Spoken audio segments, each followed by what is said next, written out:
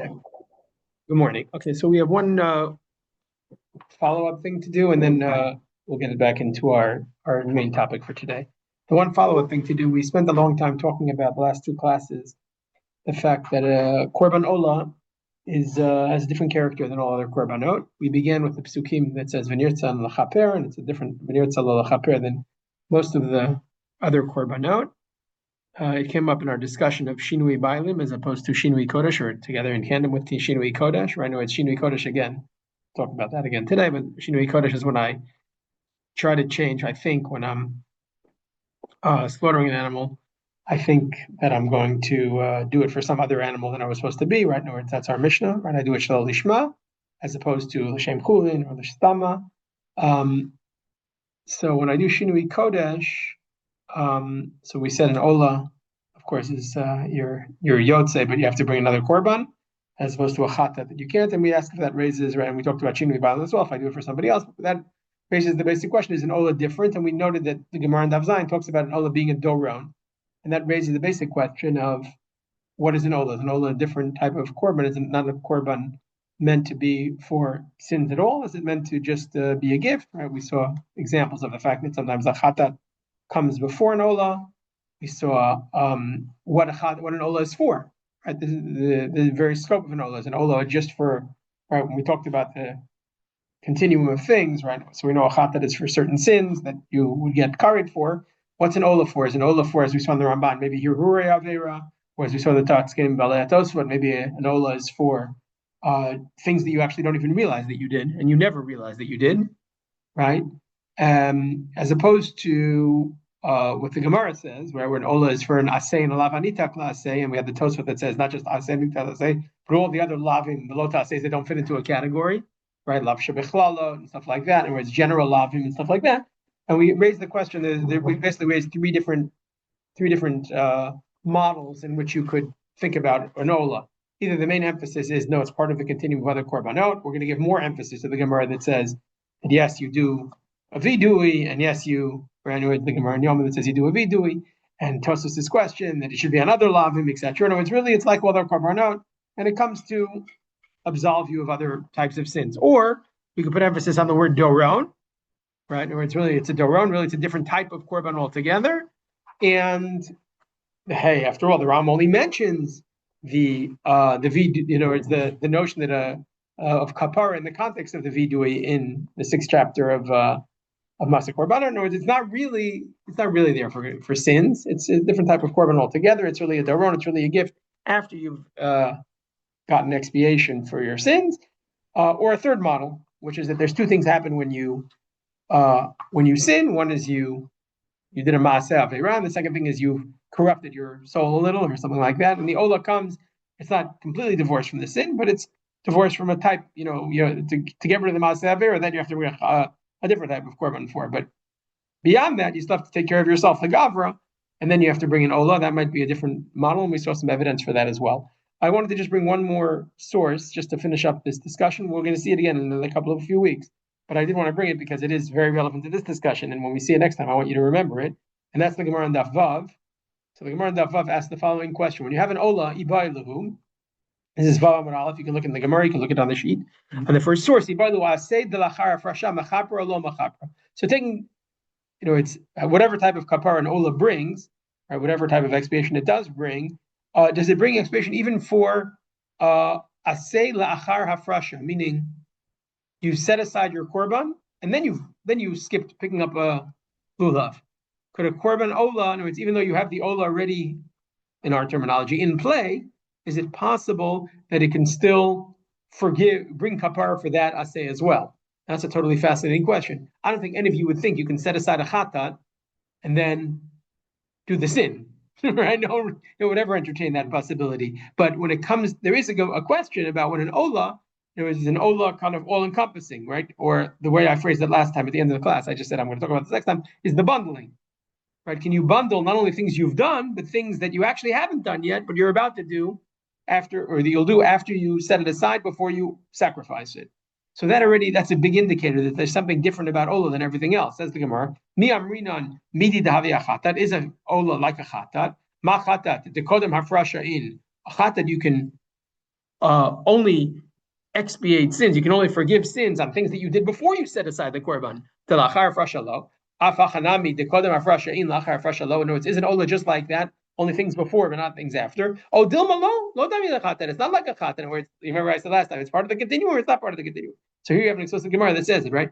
Chatat al kol. Right. Here's a very, very fascinating formulation, very suggestive, right?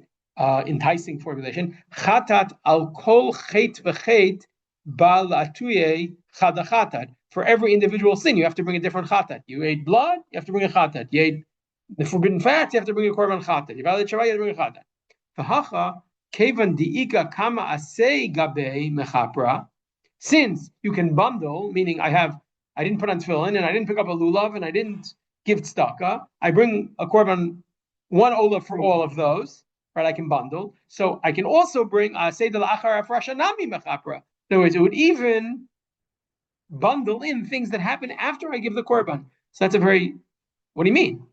No, that's not really true, right? Is it? No, you understand my problem with this Gemara? That's not really true. Or maybe I would have started off before I got to the class this morning. I would have said to myself, it's true you can bundle olas. We can only bundle olas for things that happened before you set it aside. You can't add a bundle afterward. You can't add something to the bundle afterwards just because there's a bundle in there. In other words, you understand what happened? I set aside my thing and then I forgot to put on tefillin, or I didn't put on tefillin. So then I can do another assay. How would you make that connection? Unless you say that this has nothing to do with the Maaseh Aveira, because remember what we said last time. Assays are not Maaseh Aveiras. Assays are opportunities. They're not sins. Right? Again, that would be the extreme formulation. Do you understand what I'm saying? So if that's the case, then if I missed another opportunity, then setting aside the korban is not the main issue. The setting aside of the korban, right? It's the giving the korban that's the main issue, because I'm just saying I feel bad that I corrupted my soul by not taking advantage of all the opportunities. Well, why not just relax the? How firm are we that the bundling is the? Or well, again, is the key thing. No, I don't know. If for Chatat, clearly it is. Right? Oh, I don't know. Clearly it is. The Gemara says setting aside because each one is identified with a particular sin, as opposed to here with Ola, which is kind of it's an all-encompassing thing. Okay. By the way, that also fits in. The very fact that it's an all-encompassing thing is fascinating. Forget about whether you can bundle the one afterwards. The very fact that you can bundle multiple things speaks to the idea that it's an opportunity and that it's corrupting your soul. And therefore, the moment I've decided that I want cleansing, not of the individual Maaseh Aveira, but I want cleansing of what it's done to me, so one is good enough. What are you doing the vidui? You're not doing the vidui when you're setting aside. You're doing when you. Well, that's a big challenge. I don't even know how you do the vidui for the Ola, because at every particular moment you might be adding something else after the vidui. Right? What happens afterwards? What you're suggesting is maybe what would happen after the vidui according to this Gemara. Right. Could you even? Right. That's a good question. I don't know the answer to that question. Okay. Then the Gemara continues and says, sorry. So Tashma, maybe we can have an answer to this question. V'samach v'nirtza, right? Andrew's favorite pasuk now in the Torah, 1:5 in Leviticus, right? In other words, that you do smicha and you do, right? It's nirtza lo, right? Andrew still doesn't know nirtza lo is who is, gets happiness from this korban. V'chia smicha mechaperet, v'lo ein kapara ela bedam, shneimar ki adam hu b'nefesh yechaper. Where it's blood does it. Elamata mulomar v'samach v'nirtza lechaper. Even if you forgot to do the smicha, or you deliberately decided not to do the smicha,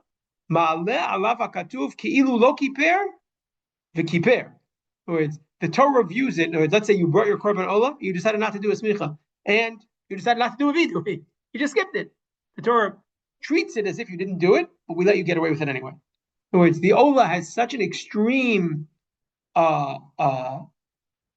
velocity, right? In other words, its vector is such that even if you don't do the vidui is right, it's like kippur. My love is that not the kippur asay kodem afrasha? Isn't that only kippur of asays before the Gemara says lo kippur asay the smicha? You can even be mechaper on the asay of skipping smicha. In other words, you brought your korban olah, you said I'm going to do it for a whole bundle of things, and then you decided deliberately to skip smicha. You can still do it. So we can prove that asay achar la'afrasha works. And which one does it work for? Even if you skip the most blatant asay that's right in front of you, you're supposed to put your hands on the thing now and do a video, and you skip that. It's a mitzvah asay. You skipped it. Your olah still works for it, right? So the kapara, obviously. So again, you could say oh yeah, this is just another sin. Or you could say, no, it's doing something else here, right? You missed the opportunity to do vidui. Okay, so the korban comes to be mechaper. In other words, it comes to free up the gavra, not necessarily the sin, and because of that, it can even work lasei acharav rasha. And even if the lasei acharav rasha is the most basic thing that you're supposed to do right now, right? You follow? In other words, you skip the vidui on purpose, and yet the ola will still be mechaper. How does it work? It's not like it's because you're skipping an opportunity. You're not skipping a masa avera. Skipping an opportunity. What's an opportunity? Again, you could say, like I said, when we talk to our kids and we say you missed an opportunity, we're angry at them, right? But in the end, we know missing an opportunity is not the same thing as doing a masa avera. We know that intuitively. So it could be the ola is for the missed opportunity as opposed to the masa avera assays, right? And because of that, the missed opportunity corrupts your soul, and again, it relates to the gaffer, and therefore you can even work asay acharav rasha even if you skip the vidu. Okay, so that just wraps up that scene. We'll come back to that in a little bit, but now we come back to our Gemara. Okay, so we're closing that off right now. I have one more thing to say about that, which I'll say in the Pnei Yoshu in a couple of minutes, but in order to do that, we have to read the next Gemara. So where are we up to in the Gemara? So we have a Mishnah, which I brought on the page. The Mishnah, right, this is still our Mishnah. We're still on the first Mishnah. Don't worry, we're going to get off the first Mishnah at some point, but not for another few weeks. Okay? So the first Mishnah says, Kol hazvachim shenizvachu shelo lishman ksherim, ela shelo alu lebalim l'shem chova, chutz mi'apesach v'achatat. Right? When you did it, ola l'shem shlamim, right? We spent a few weeks talking about shinui bailim, right? We talked about maybe shinui bailim being a different character than shinui kodesh, right? We had a different source, and we were in the discussion of Shinui Bailim, but now we're moving back to Shinui Kodesh. Okay? So, except for Psachim and Chatat, because each one, right, HaPesach Bismano, we're going to see the Mishnah later on that talks about what is Zman Pesach, is it the morning, the afternoon of Pesach, HaChatat B'chol Zman. Rabbi Eliezer Omer, Afa Asham, right? Even the Korban Asham, HaPesach Bismano, HaChatat B'Asham B'chol Zman, Amar Rabbi Eliezer, HaChatat Ba'alachet, HaSham Ba'alachet. There's a common denominator between the three types of ashams you bring, right? There's 5 ashams altogether. There's only 5 types of asham vadas, not asham taluis. There's 5 types of ashams. The ones that we're talking about here are the ones on sins, like if you do a shvuot hapikadon, or you violate me, right? In other words, I swear I didn't have your object, and I did, so then you bring a korban asham. Or if I did me'ila, right? I took advantage of, I got benefit from kodesh, then I bring a korban asham, not a chata. It's like a different type of korban altogether. And then there's an asham shivcha charufa, which is a complicated one. Right, a guy who marries a woman who's a half shifcha and half freed, right? That's like a whole. There's a whole pasuk. There's a pasuk in the Torah. Okay, in Parshat Mishpatim that talks about it. So that's another asham. So there's 3 sins of asham, and then there's an asham mitzora and an asham nazir, I think. Right, those 2 are also ashams, but they're not because of sins necessarily. Those are the 5 ashams you bring.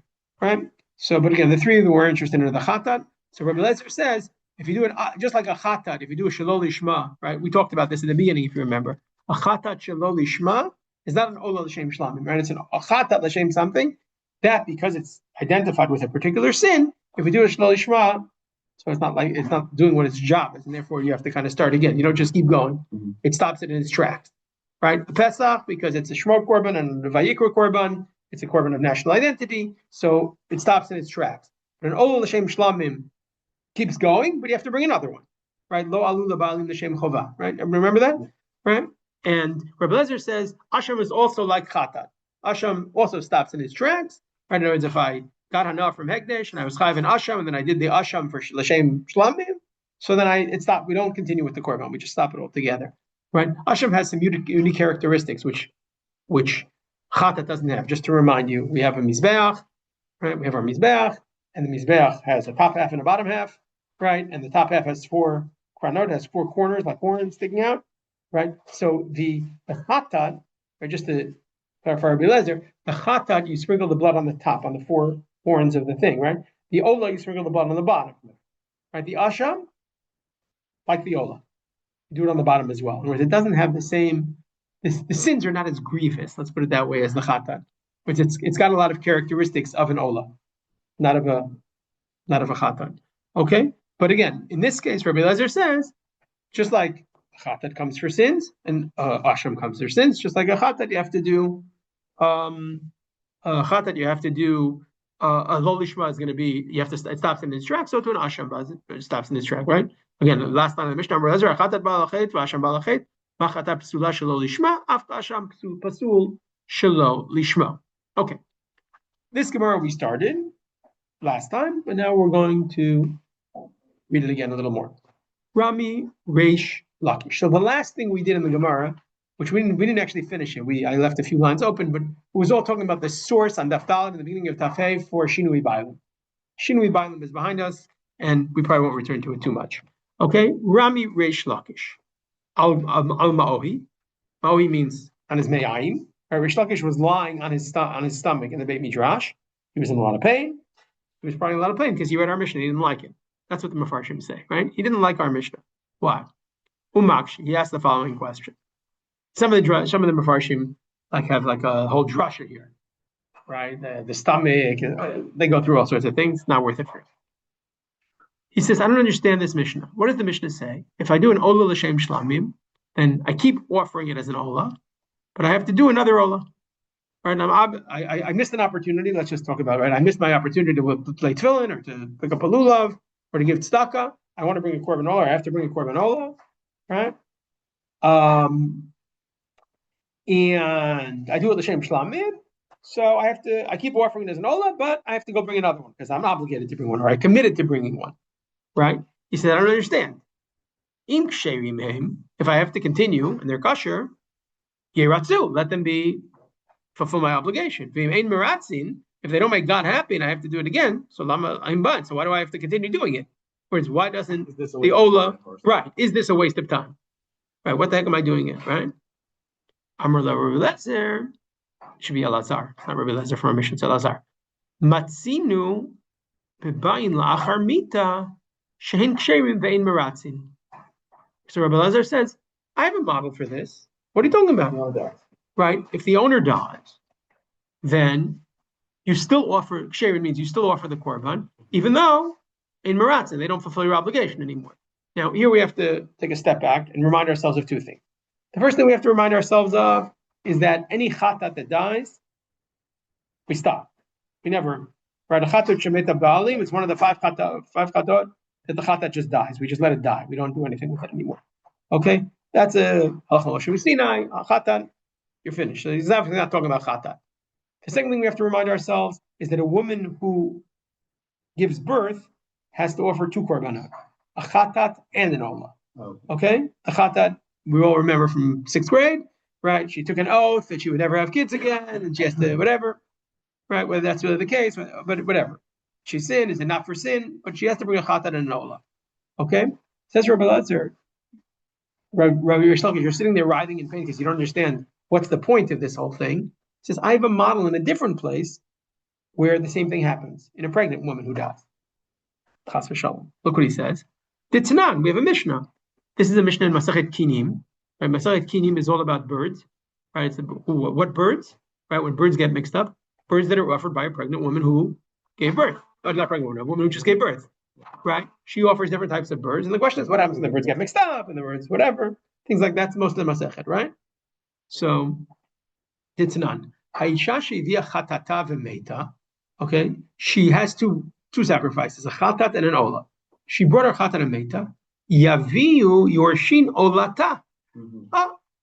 So here, that's what Rabbi Lazar is fascinating. It continues. Right, it continues. That's exactly what I want to get to. Right? Olata umeita, if she offered her ola and she died, lo yaviu yorshin chatata, because I told you, right, a minute ago, right? A chatat, the balim died, right? You stop the chatat. But the point is that here, Danny, I have a sheet for you. The ola is the one that continues. So he says, right? So says, right? So Rabbi Reish Lakish asked the question, and Rabbi Lazar answered, what do you mean? I have a model. Sometimes in normative cases, we just continue when something, right? Even though something's no longer relevant, right? You can ask the question in a minute, or you can hold off, but it's obviously, these two cases are not exactly parallel. You'll tell me why in a minute, right? To which the Gemara answers, Amar le, modina lach ba'ola, ta'atya lach harmiti. Side knowledge. I admit to you that an Ola comes lachar mita. Asham, delo ati lachar mita minalan. How do you know that Asham, right, doesn't come after mita? What do you mean? I acknowledge, right? He says, I acknowledge that there's a case of Ola. In other words, when you have the Ola Chatat, the woman who gave birth, I acknowledge. That one can continue. But how do you know Asham? That's not in that Mishnah at all in Kinim. He says, what about Asham? So Rabbi Lazar said, what do you mean? Look in the Mishnah. Rabbi Elazar Omer, that's I know it's Rabbi Lazar before. Af Asham. He says, there is an opinion in the Mishnah that Asham also doesn't continue. In other words, you want to know what happened. Rish Lakish said, on what basis would we continue? He says, what do you mean? I have an example of an Ola continuing. He says, yeah, how do you know about Asham? He says, you're right. Asham doesn't continue. Look in the Mishnah. Rabbi Lazar says, Asham doesn't continue. Right? Asham was also stopped dead in his tracks. You understand? So, what? No, you don't understand. I'm sorry. He said explicitly that the Mishnah has Kol Hazvachim Shenizvachu Shelo Lishman. Look back up, the previous source. Kol Hazvachim Shenizvachu Shelo Lishman Ksherim Ela Shelo Alu L'Balim L'Shem Chova Chutz Pesach Ve'Achatat. Right? And then Rabbi Eliezer says in the end of the Mishnah, Amar Rabbi Eliezer, sorry, the next line, Af HaSham. Okay. Meaning Asham is like a Chata and a Pesach. It stops dead in its tracks. You don't continue with the Asham. So Rabbi Elazar said to Rish Lakish, you're sitting there writhing in pain. I have a model from the woman who gave birth. He says, yeah, but what about Asham? He says, yeah, the Asham, you're right. There's an opinion that the Asham also doesn't continue. In other words, that opinion is right. In other words, the Asham does continue. Right? So Amar. So Rish Lakish said, Zeu shomrim alav adam gadolu? You, Rabbi Elazar, you think you're a real gadol? Your reputation is that you're a gadol. You're not too smart, right? Kamina ana mishnah shlema. Vata martli Rabbi Elazar. I was asking, on what basis does the Mishnah say? The whole Mishnah, meaning all korbanot, right? Kol azvachim sheniz b'chush lo lishman ksherim el shelo l'balchan. You're telling me there's an opinion of Rabbi Elazar that an asham stops dead in its tracks? The standard position, the Tanakama, is an asham doesn't stop dead in its tracks. On what basis? You wanted to bring this, you wanted to evoke this Mishnah in Kinim about the woman who gave birth continues offering her chata. Ella, right? So that doesn't work. Ella Amar Rish Lakish. So Rish Lakish, who was sitting there writhing in pain, says, Eftach ana pitcha lenafshei. I will open up a petach for my soul. The Torah says, Motzei svatecha, right? Tiftach, right? This you have to remember what it said on Daf Bet. Right? The Torah says, what does it say? Motzei svatecha. It's supposed to be Kitei. We saw it on Daf Bet in the beginning, on the bottom of Daf Bet. Just look back on Daf Bet for a minute. On the Daf Bet Amar Aleph, right? On the bottom, he says, I'm going to teach this Gemara. Right? What is the Gemara on Daf Bet Amar Aleph? Say Motzei svatecha tishmor v'asita kasher nadarta l'Hashem Elokecha. Right? Do, right? Or be very careful of the things that come out of your mouth. Asita kasher nadarta l'Hashem Elokecha. Do what you vow to God. Nidava. Okay. Right? That which you volunteered.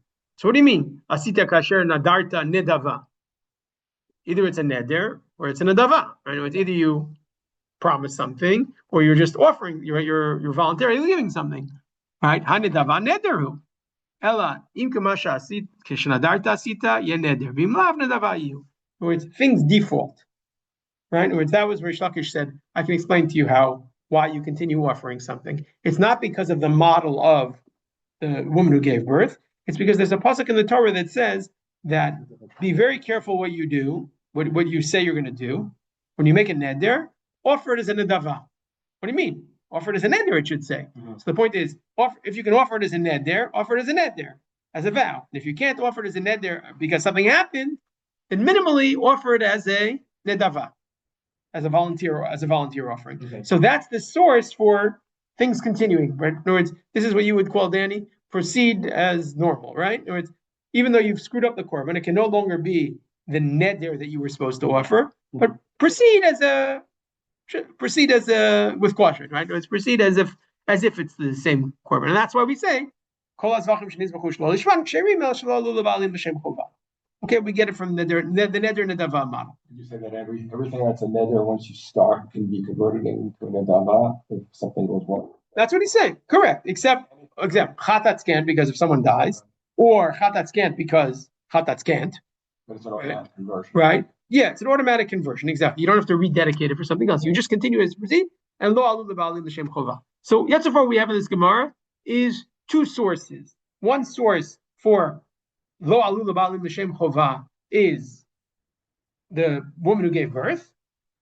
That doesn't account for the asham, and therefore, in order to account for everything, we have this pasuk of neder nedava. That's what Reish Lakish said. Reish Lakish asked Rabbi Lazar. Rabbi Lazar came up with this Mishnah Kinim. Rabbi Lazar said that isn't sufficient for all of the cases in our Mishnah, and therefore he suggested Reish Lakish came up with his own explanation, which is this neder nedava pasuk, right? That a neder is supposed to be a neder. If it can't be a neder, make it a nedava. Okay? Yeah.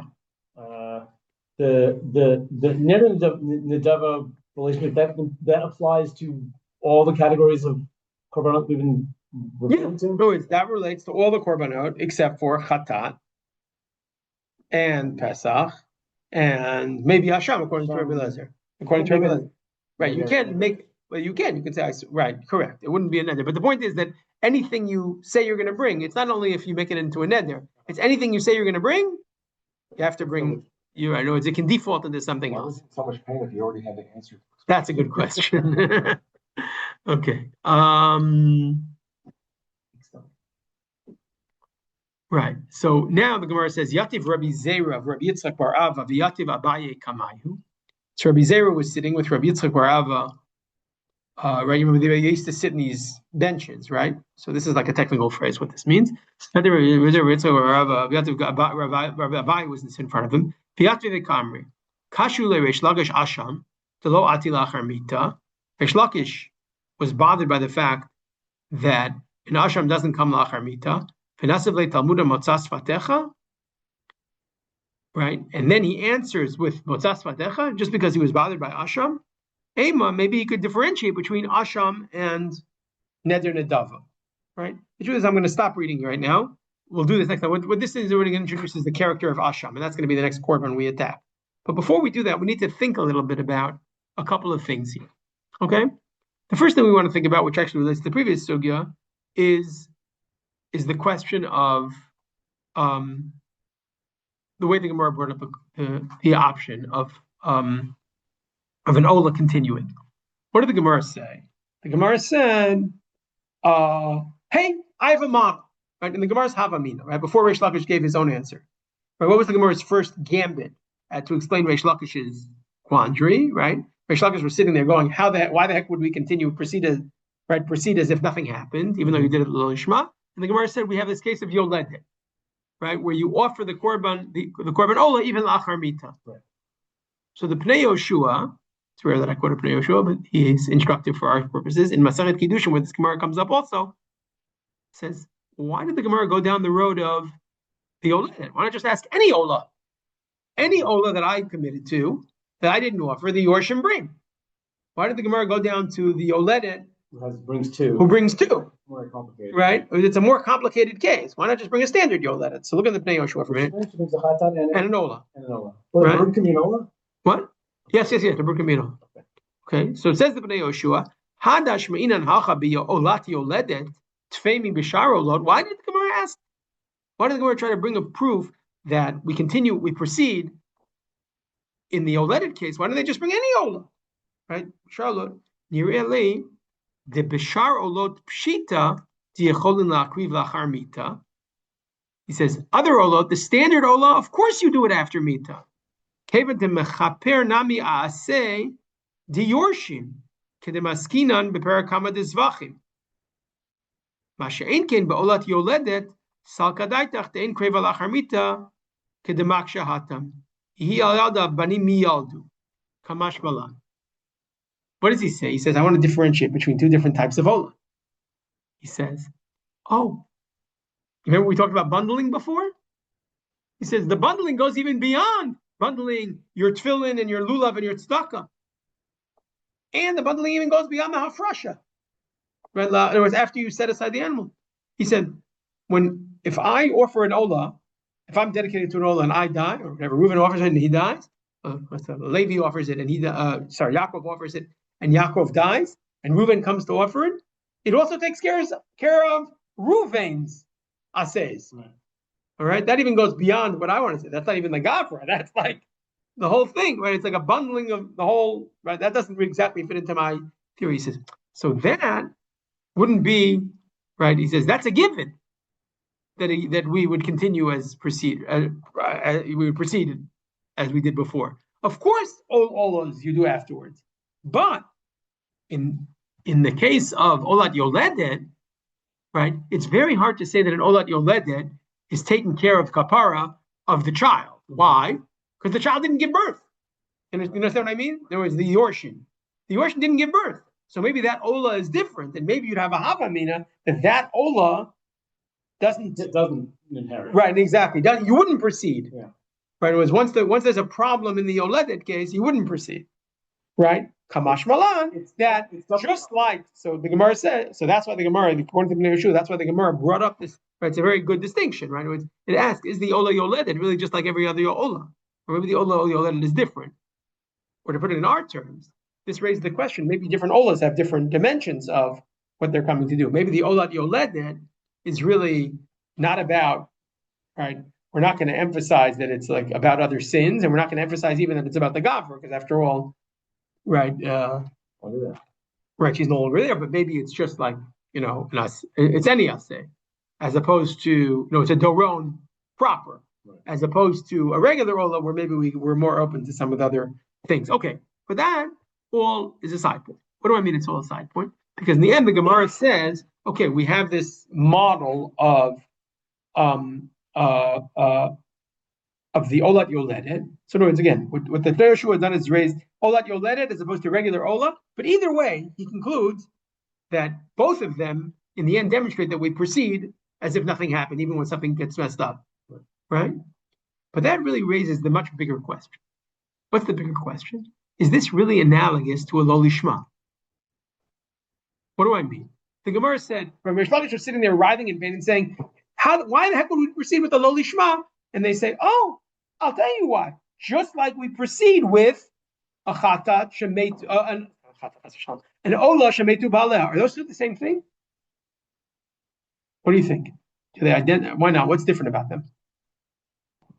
Because at no point was the machshama wrong. Okay. Nobody did Or it's in Lo Lishma, someone did something wrong. In an ola shemetu baaleha, let's say the mother, right, the woman who gave birth. Right, I'm sticking with the woman who gave birth now, right? Again, the Bnei Yeshua just said it's any ola, but certainly even in the woman who gave birth. That way, right? The woman didn't do anything wrong to bring her ola. Okay, that's one distinction. What else? Why did the Yorshim bring her ola? That fits in like the Doron model, where it's some sort of commitment to give. Excellent. The woman has an obligation to bring an ola, right? And they have to continue with her obligation, basically. Whether it's for a sin or not a sin, I don't care. But the bottom line is, It's an inherited debt, just like everything else. That is exactly what I was looking for. It's an inherited debt. What about Ola Shel Aser Shelo Lishma? Is that a debt? Would you claim that's a debt? It's very hard to imagine that's a debt, right? After all, I'm going to bring another Ola in another few minutes, right? Because it was Lo Alu Labalim L'Shem Chova, right? You follow? In other words, it's not exactly a debt. It's very complicated to figure out why these two things are exactly analogous. Mm-hmm. Right? You understand? In other words, he brought a model. He said, don't worry, at the beginning, I'm all Mahavim in the Gemara. Because in the end, Rish Lakish says that doesn't account for Asha. Right? By the way, the fact that the Gemara didn't answer this is actually quite dramatic. I can't figure out why the Gemara didn't figure this out. This seems like a pretty obvious distinction between the two cases. Right? Why do we continue with the Lo Lishma? Because the woman's children have to bring an animal. What do you mean? The woman's children have to bring an animal because she had a debt to the Beit HaMikdash. Here, we're going to do the debt in some other way. How are we going to do the debt? By offering another korban. So then why the heck should we continue now? Right? That should be the Gemara's answer. That would be a much more compelling way to flesh out the Gemara, don't you think? So obviously it's not that way. The question is why? Right? So Tosfos, I think, brings this question up. And Tosfot, this is on the Tosfot on the, where the heck is it? Did it get erased in the sheet? Hope not. Oh, what happened to my Tosfot? It's not here? It's not good. Okay. It also didn't make it onto the sheet. So I'm just gonna. Okay, so let me deal with this a different way, and we'll go to Tosfot. Okay. There's a second question that comes up here. Okay, so just keep that question in mind. Again, the question in mind is: are these two cases really analogous? The case of a ola that did lo lishma, and the case of an ola where the mom died. Okay. Second question. If you look at Rashi on our Mishnah, Rashi says something quite, there might be innocuous and it might not be. I'm still not sure how I feel about this. Okay, Rashi on the Mishnah on Daf Bet says, Shelo alu lebalim l'shem chova, says Rashi, v'tzavi tzarich lahavi acher. Okay, you see that where I am? Mm-hmm. Source from the bottom. Lechovato o lenidro, v'yishchatenu lishma. Right? I underline lechovato o lenidro. Right? In other words, for your obligation or the neder that you made. In other words, if you did an ola shalol lishma, you have to bring another one for your chova or for your neder, and you have to slaughter it. Right? Lishma. In other words, you have to come back and do another thing. Again, forget about my underline because it doesn't help you. What's interesting about this? If you were writing this Rashi, what would you say? You have to bring another one and do what? I'll tell you what I would say. What I would say is you have to sacrifice it. Lishma. Right? Full process. Right. What do you mean? Yishchatenu lishma and stop. Mm-hmm. That's a little strange, don't you think? And Rashi says, like the moment you get to the shechita process and you actually did, this time you did it, the second time you did it right, so you're good to go. Uh-huh. Right? It's almost like I missed the shechita, I got the rest in, right? So now I got to just make up that, right? What'd you say? Right, exactly, right. It's a little strange, right? This is particularly striking when we look at not the Rambam. Again, don't know if the Rambam really said this or the Mishnah Lamelech claims he said it, but you'll tell me. When the Rambam talks about a neder and a nedava, this is in Hilchot Ma'aseh Korban, on the bottom of the text on the first page. He says, "Ma ben nedarim lenedavot." What's the difference between making a vow to offer a sacrifice and just dedicating a sacrifice, right? Giving a gift. Hanoder mifrish korbano va'avado nignav. This is what we call achrayut. What does achrayut mean? Achrayut means I took out an insurance policy, right? In other words, I said I'm going to bring this korban no matter what, right? Remember, I can do a couple of things. I can say I plan to bring a korban, or I can say this is a korban, right? If I say this is a korban and something happens to it, I'm done. If I say I have to bring a korban and something happens to the animal, I have to bring another one because it was on me.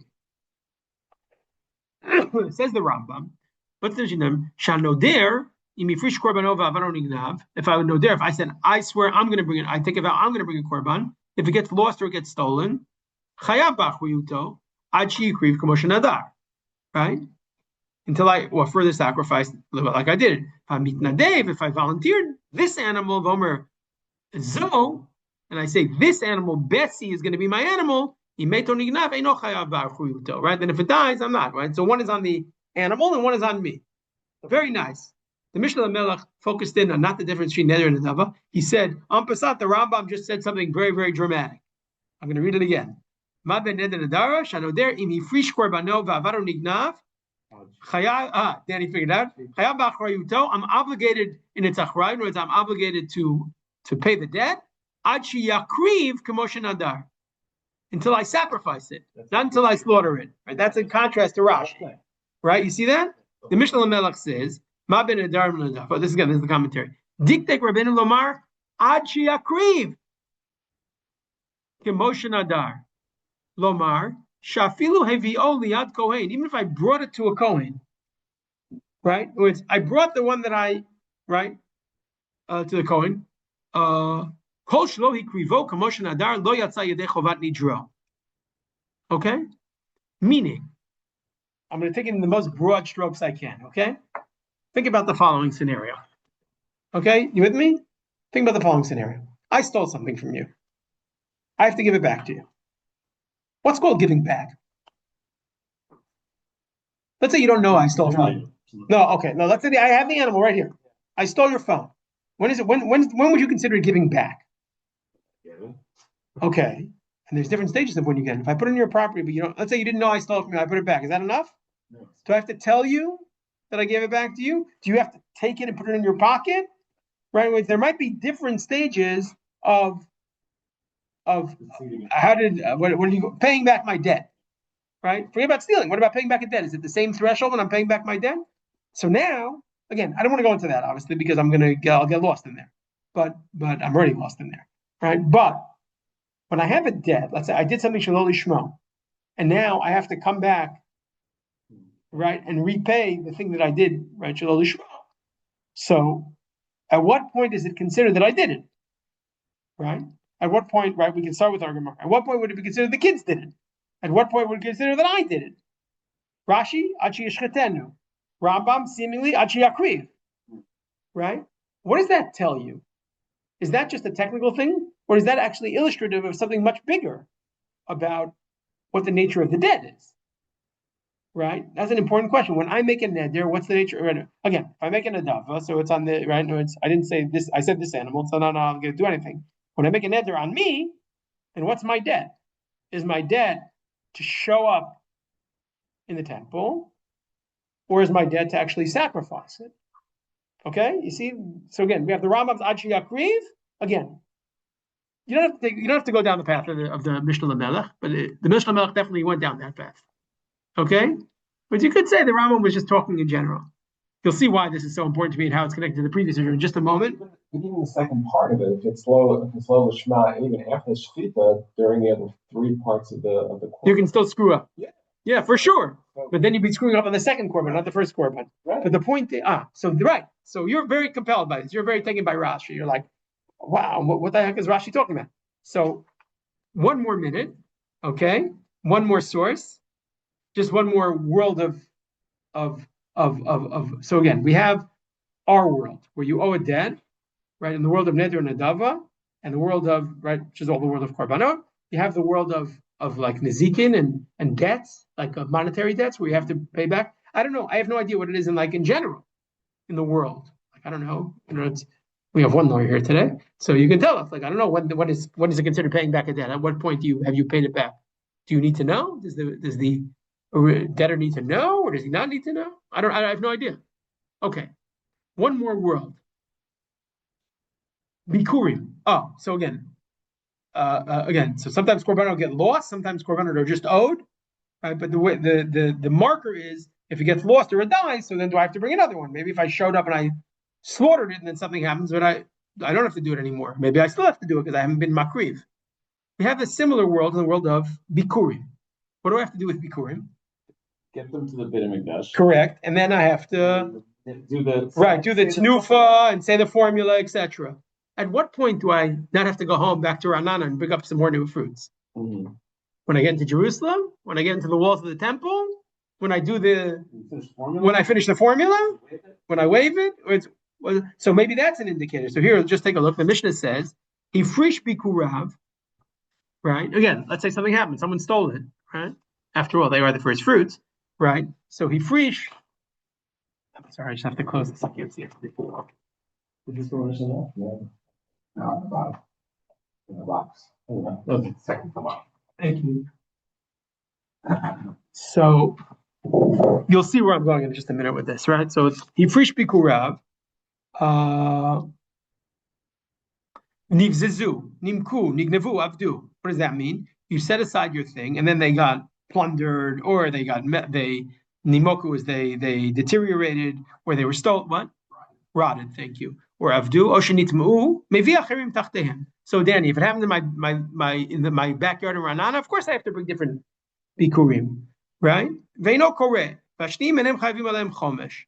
Okay, nitpu. So that's the second thing. So I do it, but I can't say these are the first fruits because they're no longer the first fruits. But I still have to bring them. Nitpu ba'azara. If they gave tummy in the azara, no fates veino kore. Okay, I'm not sure what no fates means. Okay, I'm not sure what that means, but again, once it gets into the azar, that's a thing.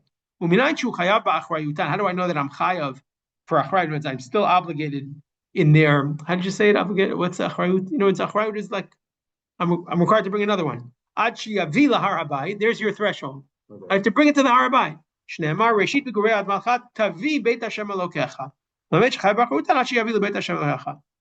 Okay, that's what's important to me. The Tosefta, by the way, has a different thing. Lieberman has a long excursus about this. They quote Rabbi Yehuda there, Ad Ber Hagola. You might have heard the phrase Ber Hagola. Ber Hagola is a it was like a watering station that they like where people would, they chaya b'achutam. Ber Hagola and chaya b'achutam. So you have to bring it. Or that's outside Jerusalem. Okay, it's outside the Harabai. I think I'm pretty sure. So you have a couple of different debates here, but what's the point here? In Bikurim, there's a din of Hava. What's the din in Korbanot?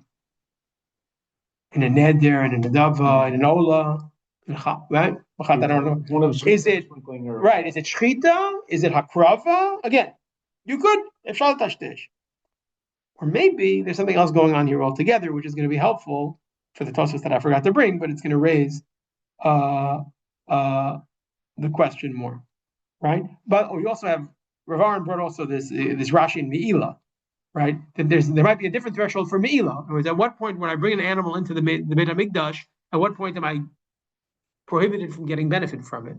Right? Rashi says, right? Maybe only once I bring it into the Azara, once I bring it into the walls of the Beit HaMikdash, then already I'll be chai for Meila. That could be a different, that's a fourth thing. Okay, I don't want to go into there. So again, you have, just in terms of the gambit of spaces here, but you'll see where I'm going, you have the world of business, where we don't know what it means to return something or pay back a debt. We don't know where the threshold is. Then we move from there to the world of Bikurim, where there's a mitzvah of Hava. Then we get to the world of Korbanot, where we've seen two formulations, either Shchita or Hakrava in the Rambam. And then we have the world of Meila, which also talks about Azara. And in the world of Bikurim, we have either come to the Beit HaMikdash or the Ber Hagola. So one possibility is to look at Korbanot and say, yeah, there's a threshold, there's a line, right? There's a line which is going to help us in terms of knowing not only when something happens to a Korban, do I have to bring another one, but it's going to help us to figure out at what point have I fulfilled my obligation, right? It comes up here because we're talking about once I didn't fulfill my obligation because I did something lo lishma, so I have to do something else now. At what point do I fulfill that second obligation, right?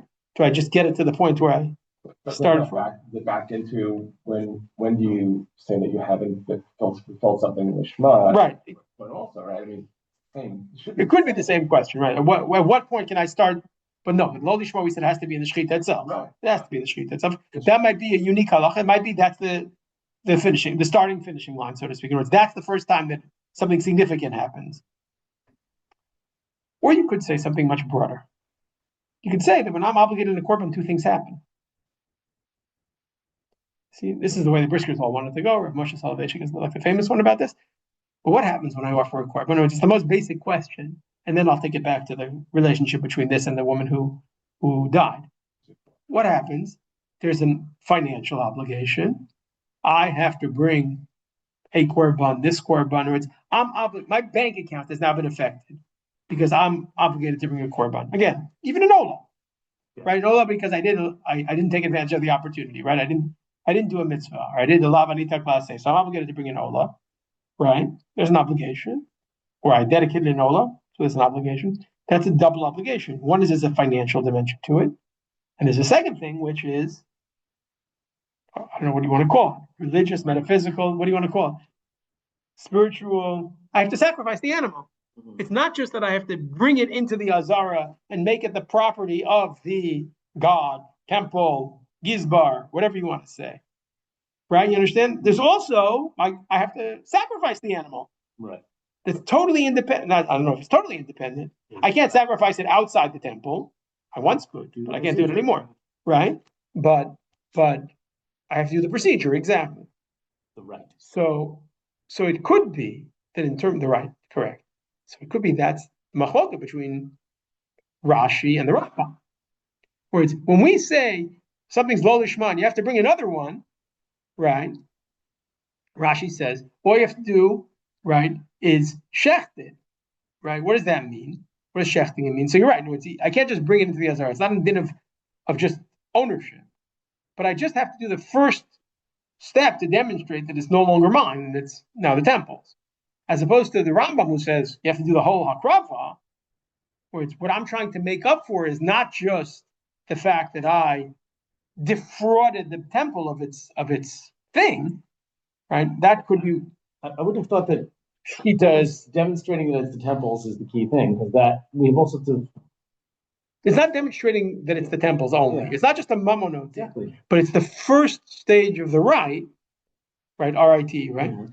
So it's the first stage of the rite that demonstrates that this is outside of my purview, so to speak, as opposed to doing the entire hakrava. If you take the Rambam seriously in the Mishnah Lamelech and you apply it to lo lishma, so you're going to say, what do I have to do in order to make sure, right, that lo alu l'balim l'shem chovan, bring another one and bring another one, right, and you'll fulfill your obligation when you do everything.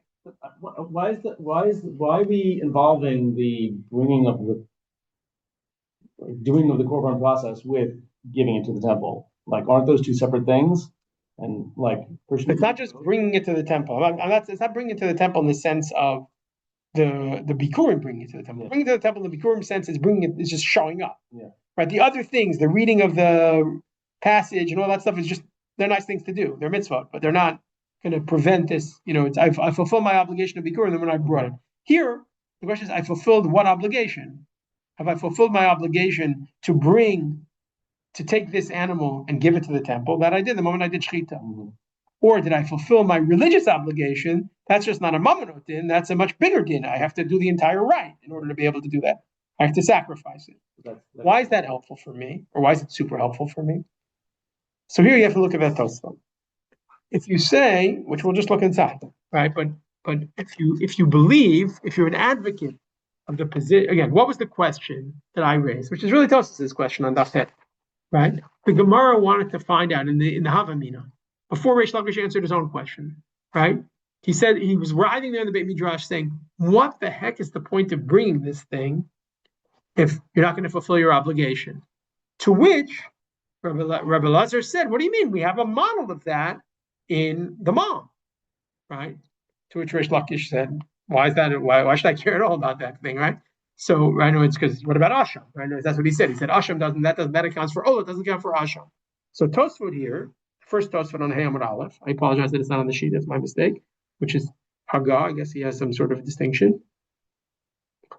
He says Matzinu b'ban lacharmita sheksherin beinim maratz, and he said Rabbi Lazar said I have the mother who gave birth to children and then she passed away.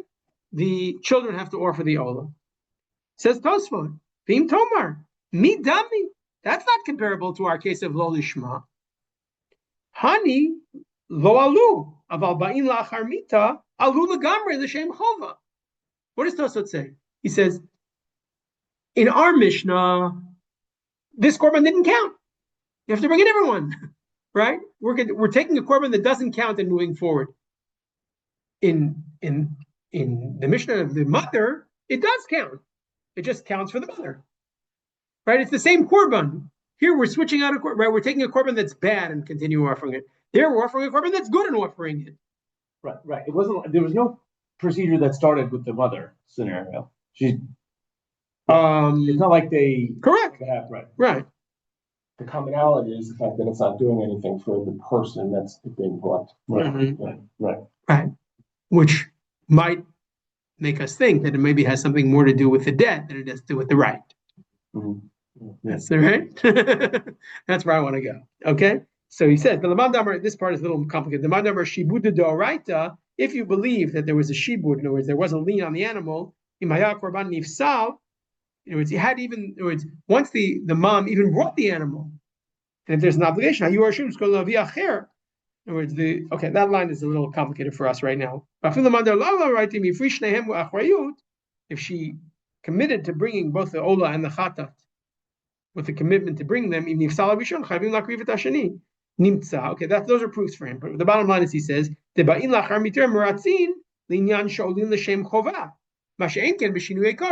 words, the mother's thing, right? They do count for her. As opposed to our case, where you did a Lo Shma, where they don't count. You have to do another one. So he says, Yesh Lomar de Mikol Makom Damyak Tzad Lahadade. Which these two cases, the mother and our Lo Lishma, are similar to some extent. Linyan De'en Meratzin Ritzui Gamur. De'en Kapara Lemeit. V'lav Bar Chiyuvahu Ella. Some gears of proposition. Itchayv HaKorban Min Chayim.